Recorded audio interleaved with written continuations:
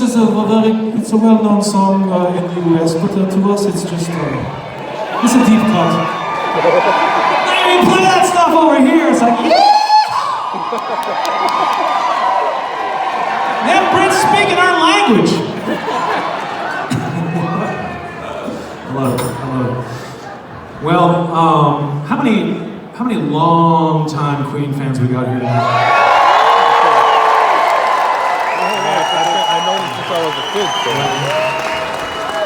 And don't be shy if this is you, but if you're a brand new, relatively brand new fan of Queen because of the movie Bohemian Rhapsody, make some noise.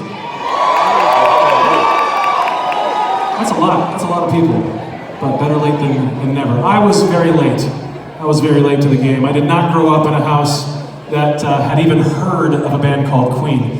We had plenty of music, mind you, lots of other music, but just not Queen for some reason. And I remember sitting in a theater with some friends of mine around the age of 14, 15, watching a movie called Wayne's World.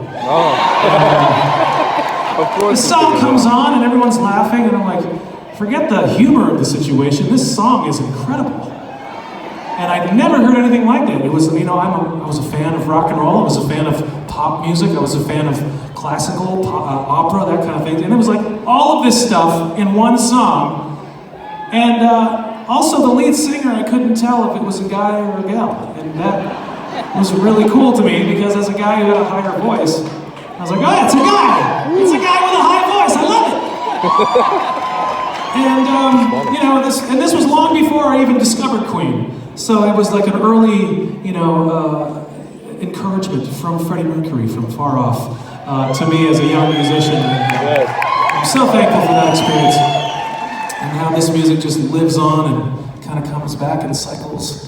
Bohemian Rhapsody was #1 at the radio like twice, but like 2 decades apart. It's crazy.